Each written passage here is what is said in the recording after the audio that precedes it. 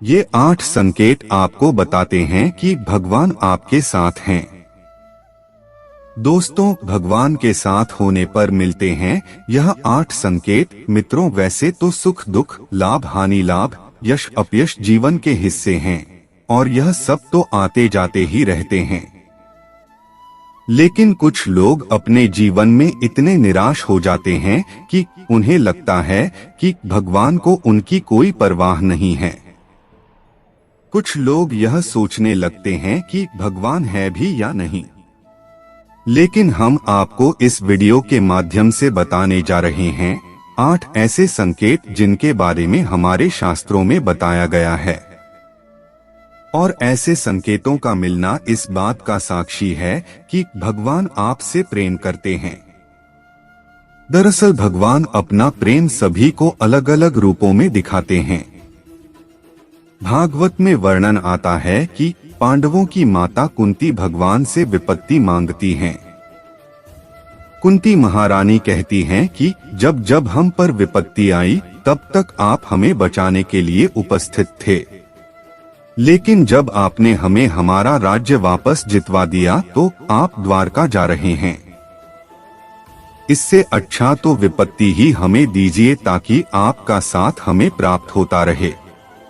भगवान किसी को सुख देते हैं तो किसी को दुख देते हैं। इसी तरह जब पांडव भीष्म पितामह के पास जाते हैं तो भीष्म पितामह उनसे कहते हैं कि तुम पांचों बहुत ही शक्तिशाली हो और द्रौपदी तो यज्ञ से उत्पन्न हुई कन्या है, जिसको यह वरदान है कि वह जिस घर में भी रहेगी वहां कभी भी भोजन की कमी नहीं रहेगी।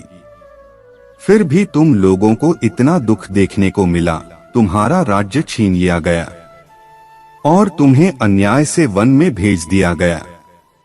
तुम्हें जलाकर मारने की कोशिश की गई और क्या क्या षड्यंत्र तुम्हारे साथ नहीं किया गया। भगवान की लीला भगवान ही जाने, ना जाने भगवान अपना प्रेम किसको किस रूप में दिखाते हैं। भगवान किसी को सुख देते हैं तो किसी को दुख देते हैं। लेकिन कुछ भगवान के भक्त यह नहीं समझ पाते कि दुख भी भगवान की ही देन है और वह निराश हो जाते हैं। उन्हें यह शंका होने लगती है कि क्या भगवान को उनकी परवाह है।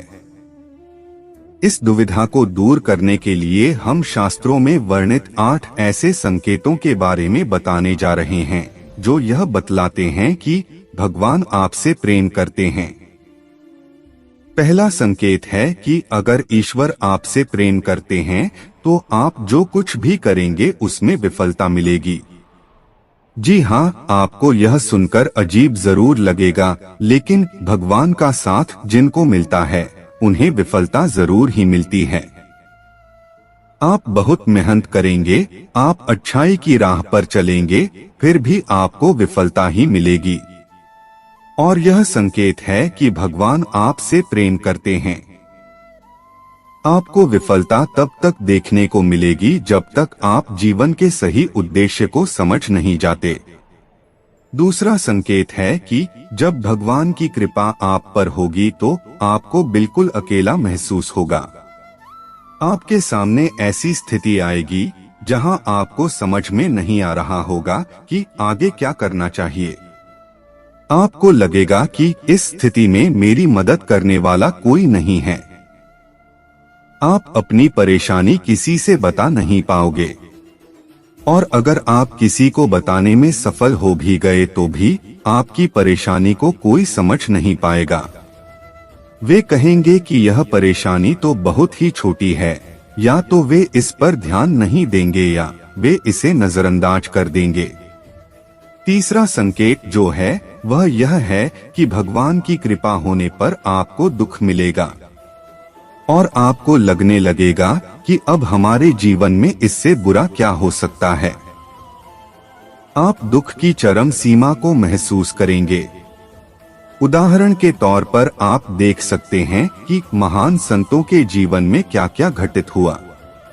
जब आपके जीवन में बड़े बड़े दुख आने लगेंगे तो आपके मन में वैराग्य उत्पन्न हो जाएगा।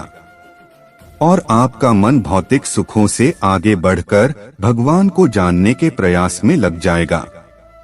मनुष्य को इस समय हताश नहीं होना चाहिए, क्योंकि यह दुख ही उनके मन में ईश्वर के प्रति प्रेम विकसित करने में सहायक होगा।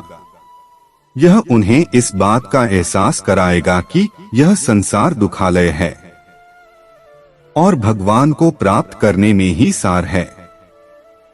चौथा संकेत यह है कि भगवान की कृपा होने पर आपकी सारी उम्मीदें टूट जाएंगी और ऐसा होने पर आपके अंदर एक नई ही खोज शुरू होगी।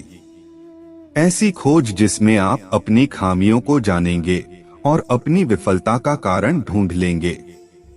आप खुद से सवाल करना शुरू कर देंगे और यही सवाल आपको अपने आप से जुड़ने में मदद करेंगे।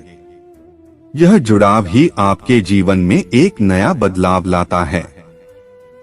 पांचवा संकेत है कि भगवान अगर आपके साथ हैं तो आपके चरित्र में बदलाव होने लगता है। जब आप खुद से जुड़ते हैं और अपनी खामियों को जानते हैं तो आप इनमें सुधार करने का भी प्रयास करते हैं। इससे आप अपने आप को बदलने की प्रक्रिया शुरू कर देते हैं। आप पहले से अधिक शांत और स्थिर हो जाते हैं। जब भी हम भगवान की खोज करना शुरू करते हैं तो इससे हमारे अंदर बदलाव आना शुरू होता है और हम इस काबिल बनते हैं कि हम भगवान की ओर आगे बढ़ सकें। छठा संकेत है कि आपका किसी भी चीज में हार और जीत से मन ऊपर उठ जाएगा। यह समय होगा जब आप पूरी तरह बदल चुके होंगे और आपका जीवन को देखने के नजरिए में परिवर्तन आ चुका होगा। आप हार और जीत से ऊपर उठ जाएंगे और किसी भी काम को लाभ और हानि का विचार किए बिना करेंगे।